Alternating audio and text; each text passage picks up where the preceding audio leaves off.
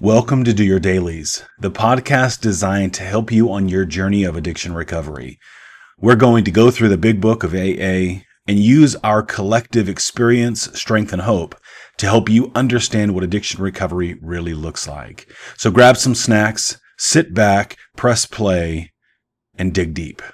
Thanks for being here. Hey, everybody. Welcome to this episode of the Do Your Dailies podcast. I'm Chris. It's a great day so far today. Joe and Dave, how are you guys? I'm doing well. I mean, we're sitting here on Labor Day, looking out in Utah Valley, and it's a beautiful day. And I just really enjoyed the drive down here today, and looking forward to the time that we have to jump into more of We Agnostics. It's a good day for me. I got up early and went for a nice walk. It was brisk and cool. Finally, the heat's gone, and had some time to think about some things that I'll talk about a little bit later, but here's a challenge for all of you. Get up early and go walk. Just think and ponder, and call it praying, call it meditation, but go out and move your feet and let your heart and your brain open up and see what comes. It's an interesting little exercise, and it is exercise, but a lot more than just the cardiovascular. It's good for the heart and good for the soul. Yes, good morning. Agreed. Well, thank you guys. Appreciate you being here, and this will be good. As always, we hope this is beneficial, but also moving. And it can be a tough topic here as we talk about a higher power, but also can be a very rewarding and inspiring topic. Sometimes we as a society avoid conflict and difficulties, and this chapter is digging into it and evaluating it. You mentioned a dictionary earlier, Dave, using a dictionary, and sometimes we've got to define some of these words and these terms and really get to know our perspective and perceptions of them. And in our conversation prior to us starting the recording, a quote came into my mind. I use this quote a lot. I don't know if I've said it as we've met together, but that phrase of "I reserve the right to change my mind upon receiving additional information." We change, we evolve over time. And one of my hopes with our listeners and viewers is that we have that willingness to consider and to be open and look outside of ourselves, that we stick to our values and we know what those are, but that as we evolve as human beings, we make room for new, evolved. The idea of waking up early in the morning and going for a walk, younger me would go, no, why would you do that? It's uncomfortable. And now as I get a little older, right, I go, no, I understand it differently. Yeah, there's still some discomfort, but the reward is well worth any of that discomfort. So Here's a thought. I don't know if we discussed this or not, but the name of this chapter is called We Agnostics. The etymology of agnostic, gnostic is knowledge. You put an ag in front of it, ag, that means without. So what he's basically saying, we without knowledge. And the fellow that has helped me tremendously used to say that many of us came to the doors of this process without much knowledge. We were, in fact, the knowledge we did have was contrary to this, and this is about God. We talked about that right in the very first page of it. We're going to talk about spiritual matters, and I just might remind us that back there on page 27, when Dr. Jung was talking to Roland Hazard, old thoughts, old mind, old all of it goes away, old ideas. We need to cast aside, and he used that word, and we brought it out, cast aside, so that we can learn, so that we can get more information and make a decision. And I think most of us come here with some ideas, but not, at least I'll just speak for myself. I had no idea whatsoever of God and how it looked and all of that. And so this is a process of getting rid of those prejudices that we talked about last week. And what is a prejudice? Just old thoughts. And so let's cast aside the old ones and embrace some new ones. And the other thing that's interesting to me is I've studied and pondered this. This chapter starts, I believe, on page 45, but after page 45, we don't talk about alcoholism anymore. We don't talk about our drinking. Yeah. What we talk about is the solution. And our challenges are that which holds us back from moving into this. And so that's why they're so powerful in the wording about this chapter and going forward, because we're just about to start the real work, but they're having us teed up. And remember, on page 47 at the bottom yet again was the third asterisk to remind us to go read the spiritual experience, which says basically don't go into this with a closed mind. So open up your mind, get rid of the old things, the old thoughts, the fixed ideas of traditions, and let's move forward. So that's some important pieces for me. I love that, and I think it's important for us to realize that an invitation to have an open mind is not the same as accusing somebody of being stubborn.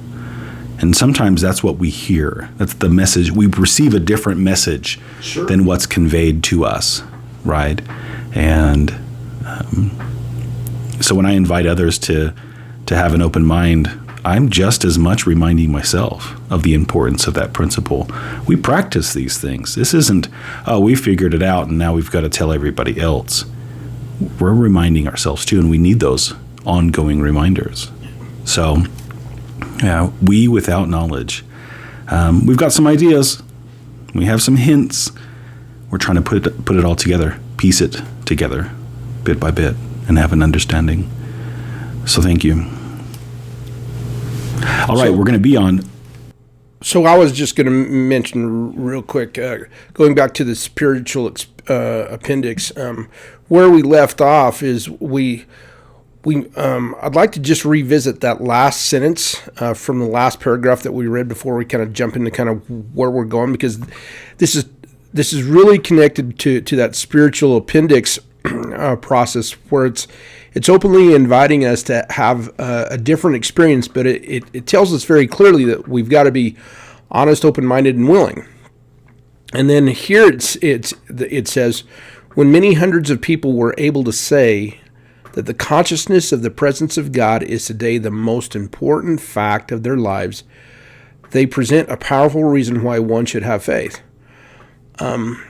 I believe it takes faith to get into recovery, and I think it has to be a miraculous faith in the sense that we have to be open to miracles occurring when for many of us, we've tried again and again and again to stop the process of addiction and to try to get out of it or to put it off, and our attempts were just miserably failing right and left. And I agree with that statement. So I invite everybody to take a deep dive into kind of what does that really mean about the important fact of their lives. They present a powerful reason why one should have faith. That's an invitation, I believe, for all of us to take a deeper perspective into being very open to the faith process and having a connection to a power greater than ourselves. Yeah, thank you. Yeah, and we have those moments where something that we'll read later on reminds us of something from before. And we want this to be an interactive tool that can be utilized. And, we'll have to spend some time showing Dave the Big Book chatbot when we have a minute. But for you listeners, you can download our app and you can talk to the Big Book. Fantastic little kind of a unnerving technology using AI, but very fascinating. We've been testing it out. It's very cool. But anyway, so much good content.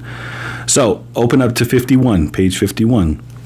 And Joe just read for us the last sentence where we left off last time, and just again remembering that concept. When, like you said, when many hundreds of people are able to say that the consciousness of the presence of God is today the most important fact of their lives, They present a powerful reason why one should have faith. The next part says, this world of ours has made more material progress in the last century than in all the millenniums which went before. Almost everyone knows the reason. Students of ancient history tell us that the intellect of men in those days was equal to the best of today. Yet in ancient times, material progress was painfully slow. The spirit of modern scientific inquiry, research, and invention was almost unknown. In the realm of the material, men's minds were fettered by superstition, tradition, and all sorts of fixed ideas. Some of the contemporaries of Columbus thought a round earth preposterous. Others came near putting Galileo to death for his astronomical heresies. We asked ourselves this: are not some of us just as biased and unreasonable about the realm of the spirit as we were the ancients about the realm of the material? Even in the present. Hold on right there. That's to me, that is monumental. It's very easy for us to laugh at the people that said the earth was flat. And I guess what he's saying, I want to make sure we understand this. Are not some of us just as biased and unreasonable about the realm of the spirit? In other words, I learned something or unlearned something as a child, and today it's still the case. I think what Joe said is important, really important. Go and ask yourself, what do I really believe? And prior to this, they had talked about don't be prejudiced against terms of the spirit. In other words, get rid of those old thoughts for a minute and just ask yourself, what do these terms mean? And what I've found over years of doing this work, and this was probably the biggest one that I found, that when I used the word spirituality, immediately people tied the word religion to it. Those two were interchangeable. And at least for me, those two are not interchangeable. Spirituality is different than religion. We're not talking about the same thing when I use those words. So I look at spiritual items, that has to do with my inner self, my soul, my heart, my belief system. The religion is, yes, that's a canonized, it's a place to go, it's an organization, and they teach good things. But when I hear, I don't want anything to do with spirituality because I don't like that group of people, and that's precisely what I did. What I will tell you is that kept me in this dark, icy place of just not knowing and not being able to progress because my mind was shut down.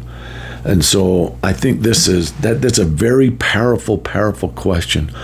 And so I would rephrase the question and say, are not some of us, but I would ask, what I did is, how am I biased and unreasonable about the realm of the spirit? So internalize it directly to me. How am I biased and unreasonable? Here's an exercise. Get a piece of paper out and just start writing, what are your beliefs? Write the word spirituality down and see if you can describe your spiritual basic beliefs. Now, Einstein said if you can't explain something in really simple terms, you don't understand it well enough. So I tried that many years ago. I sat down with the word spirituality and tried to explain it. And here's another great test. I actually took my definition of spirituality and used my 7-year-old grandson. And I wanted to see if I could explain my belief system in terms and words that a 7-year-old could understand. And it took me several runs at it. And I kept trying to use things, and I could tell by the expression on his face, he was either numb or just check. He didn't even know what I was saying. Right. Or he'd contort. He still didn't know what I was saying. So it was a great exercise. And it wasn't that I was trying to foist my beliefs on him. I was just using him for feedback, and it was great in line, on time feedback for me that, Dave, you need to think more about this. So I just throw that out there and say this question is very, very important. Yeah. Individualizing and personalizing it to how does this manifest within me? And again, this isn't something that we once discovered and are now experts at it. We continue to practice these things, these principles, and we continue to learn. So thank you for making that comment.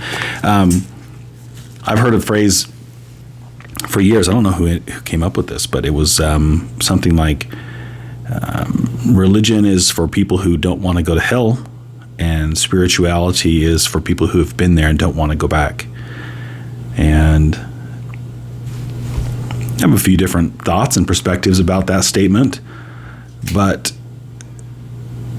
for me, spirituality has become much more powerful and crucial for me in my life over the last decade or something like that, especially the last several years.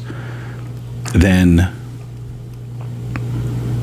I want to be careful with how I say this, then the times in my life where I found myself being, I viewed myself as religious, but I was checking boxes.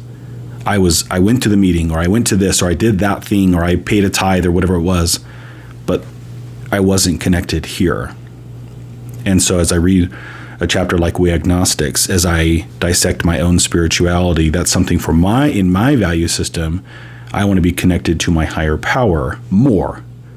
And if there's a building or some sort of chapel or place that I can go to do those things, then that's wonderful. But sometimes we go through those motions and we're missing what I believe the point of spirituality is. We're not really connecting there. And it's not a judgment on anybody else. It's an opportunity to reflect. Am I going through the motions, or do I really understand what this is all about? What my beliefs are? And so, wonderful opportunities maybe for people to evaluate that. All right, this last part of page 51 says this: even in the present century, American newspapers were afraid to print an account of the Wright brothers' first successful flight at Kitty Hawk. Had not all efforts at flight failed before? Did not Professor Langley's flying machine go to the bottom of the Potomac River? Was it not true that the best mathematical minds had proved man could never fly? Had not people said God had reserved this privilege to the birds? Only 30 years later, the conquest of the air was almost an old story, and airplane travel was in full swing. But in most fields, our generation has witnessed complete liberation of our thinking. Show any longshoreman a Sunday supplement describing a proposal to explore the moon by means of a rocket, and he will say, "I bet they do it. Maybe not so long either." Is not our age characterized by the ease with which we discard old ideas for new, by the complete readiness with which we throw away the theory or gadget which does not work for something new which does? When was this one published? 1939? 1939. They're talking about the moon and rockets. All right. We had to ask ourselves why we shouldn't apply to our human problems this same readiness to change our point of view. We were having trouble with personal relationships. We couldn't control our emotional natures. We were a prey to misery and depression. We couldn't make a living. We had a feeling of uselessness. We were full of fear. We were unhappy. We couldn't seem to be of real help to other people. Was not a basic solution of these bedevilments more important than whether we should see newsreels of lunar flight? Of course it was. Think about these statements just now. We were having trouble with personal relationships. We couldn't control our emotional natures. We were a prey to misery and depression. We couldn't make a living. We had a feeling of uselessness. We were full of fear. We were unhappy. We couldn't seem to be of real help to other people.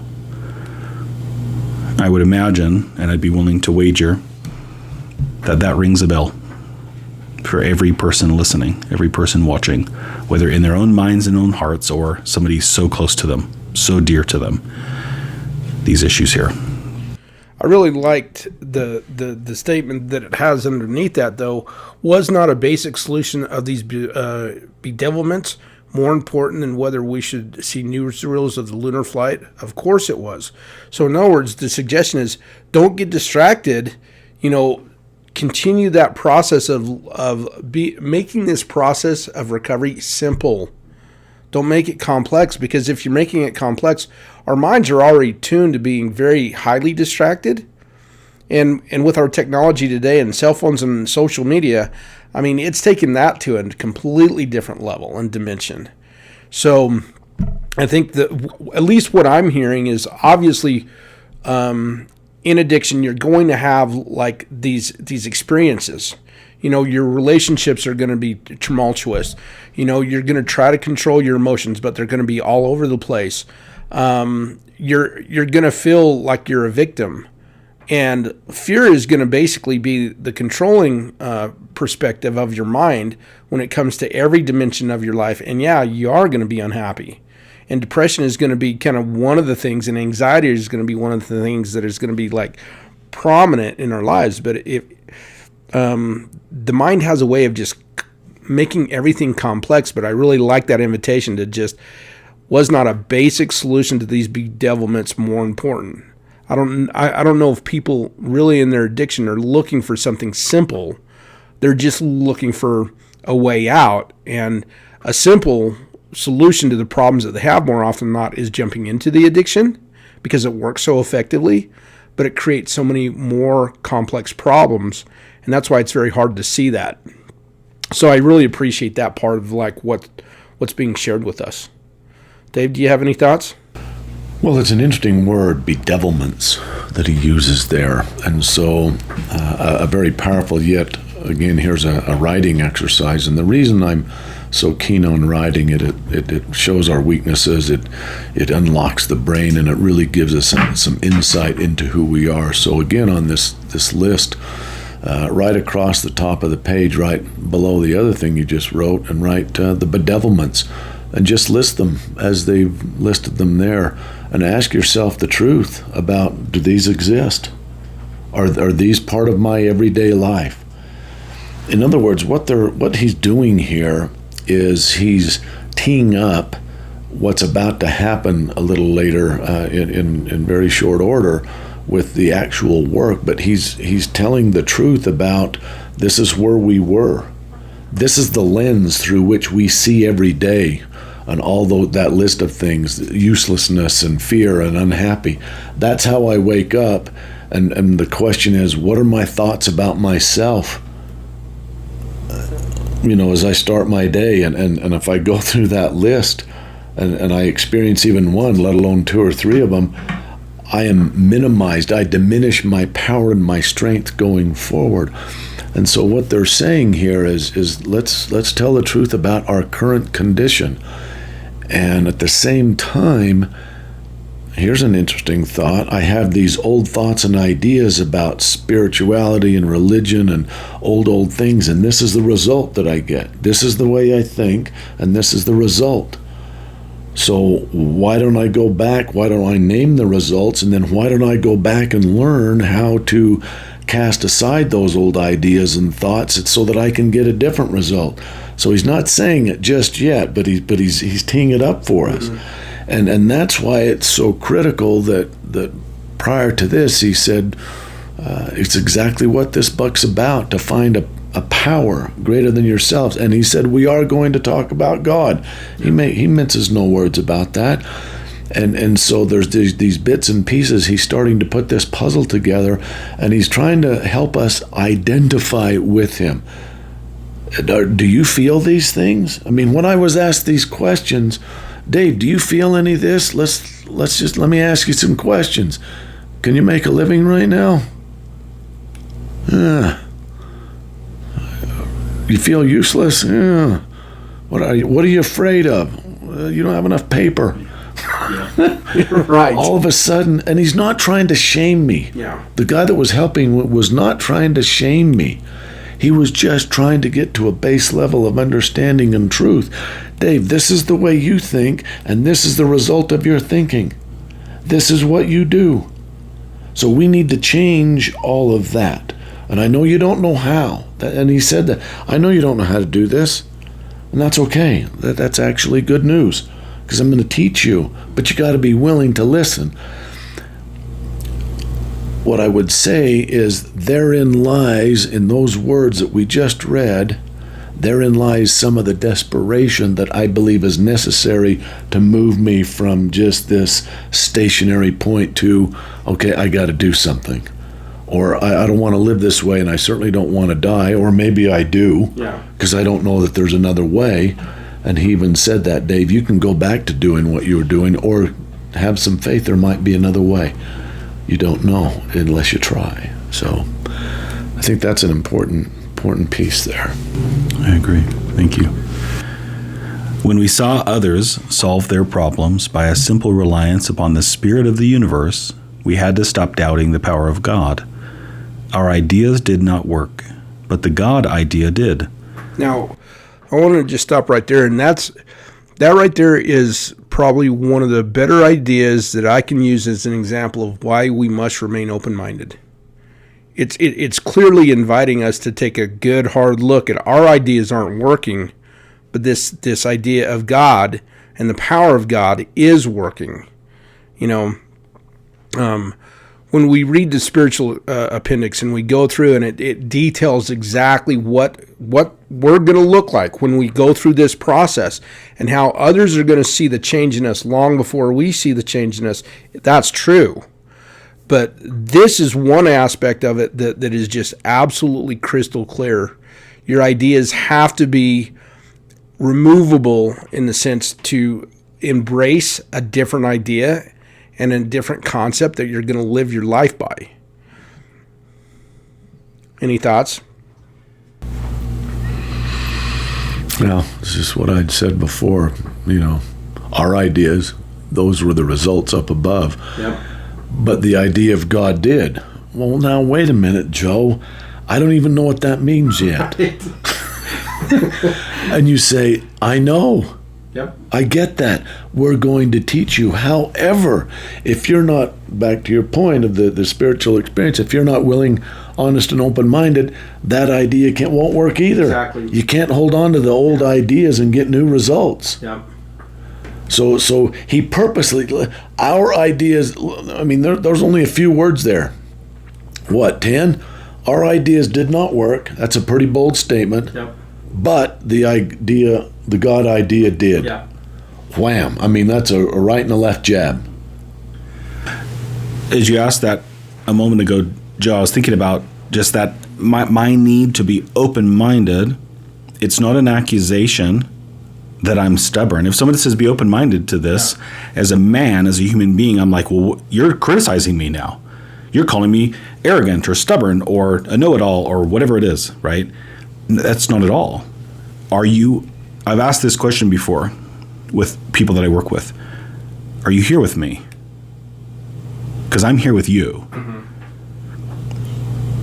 And that has a few different meanings, but the one that comes right now, the one that I intend, this isn't me judging. This isn't me casting an assessment of somebody else. I understand where you're coming from. I've been there. And sometimes I'm perhaps still there. Right? There's so many different complexities to this issue. We make it more complex, but there's a whole lot to it versus a yes or no. Yeah. There's a lot of gray area. And I think sometimes we spend too much time in the gray area, and I'm guilty of that. We spend too much time in the well, it depends, than is healthy for us. But we have to make room for that. And so I've got to have an open mind. Even the things that I can see, that I know, I might learn something new that changes that somewhat down the road, and that's okay. That doesn't mean I was wrong. That doesn't mean I was a liar. That doesn't mean I was deceptive or stupid or any of those things. But sometimes part of that underlying problem, why we go to substance, why we go to behaviors, why we try to escape and numb out and all those and try to get control over something, is there's something missing here. Right. And it doesn't mean it's the universe decided something was lacking. It's I didn't recognize. Correct. Worth, value, and all those things, right? We felt less than. So I'd like to, it just came to me, and I'm going to be honest, I'll look right square into this thing. I just asked God, what do you want me to say right now? And this is what I'm going to say. So I had an experience.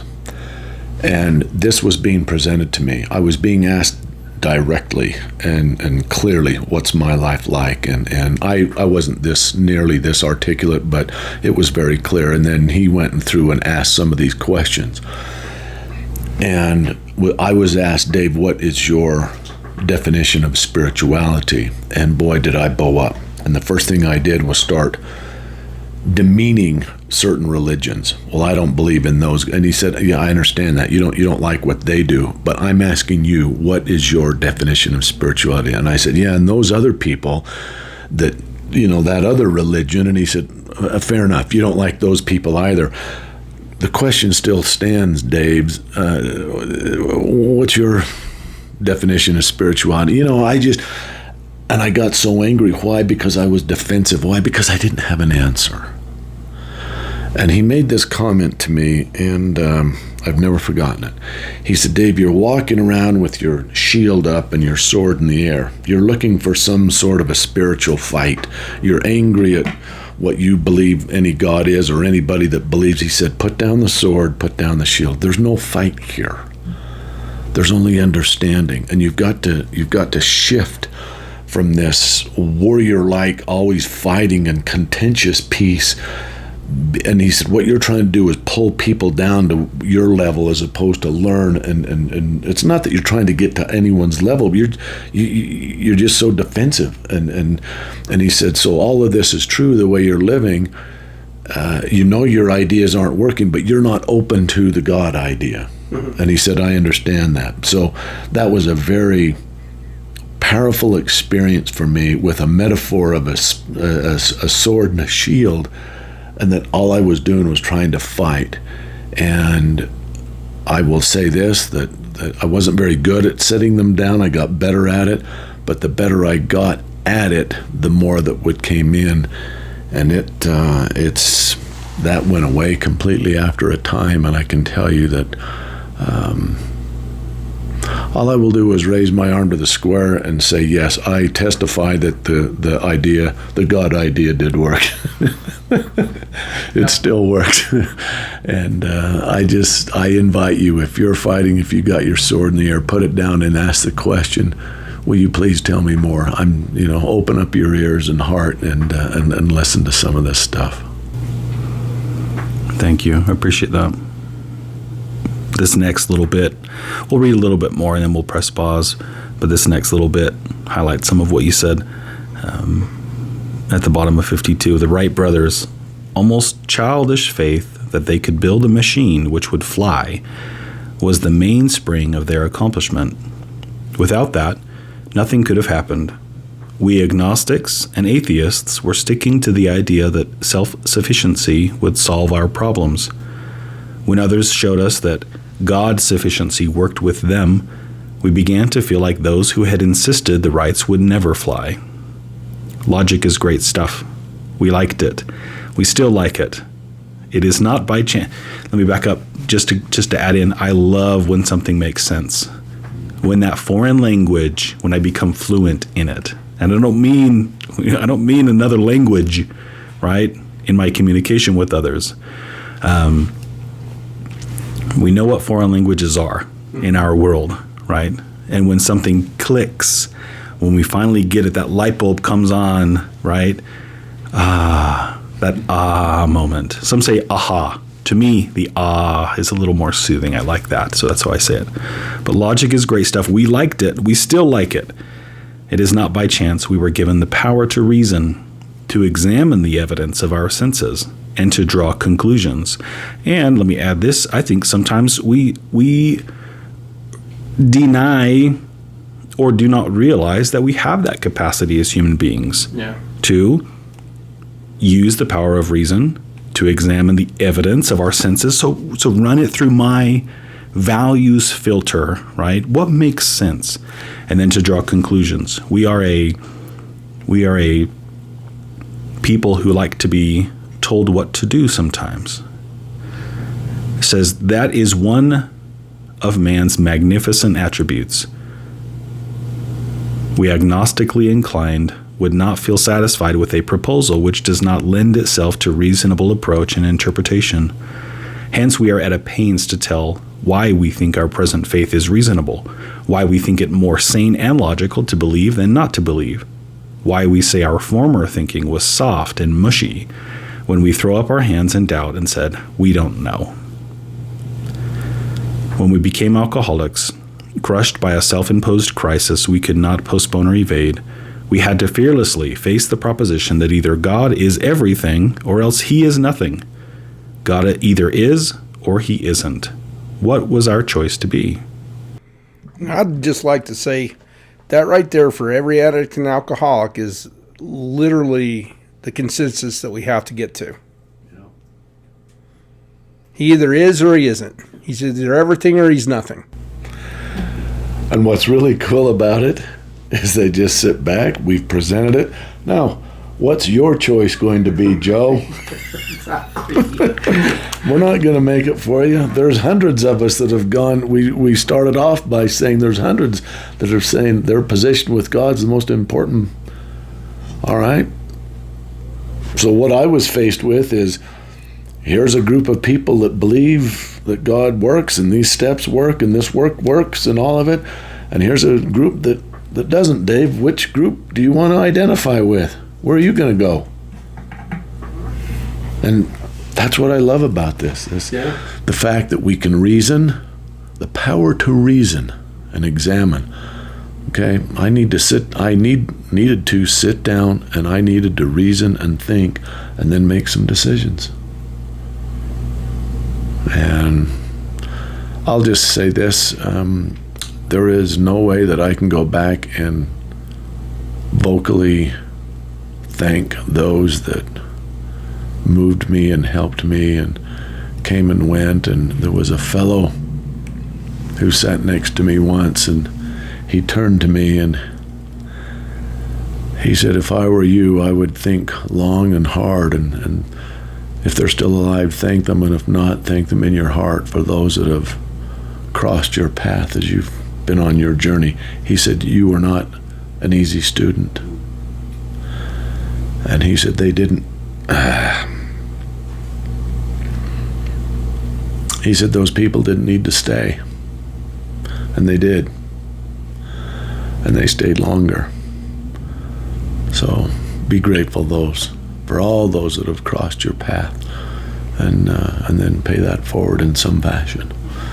And so this, I think, right here is what we're discussing is our resistance. Yeah. And he follows it up with, what was our choice to be? And I rephrased that question with the help of someone. Dave, what is your choice to be?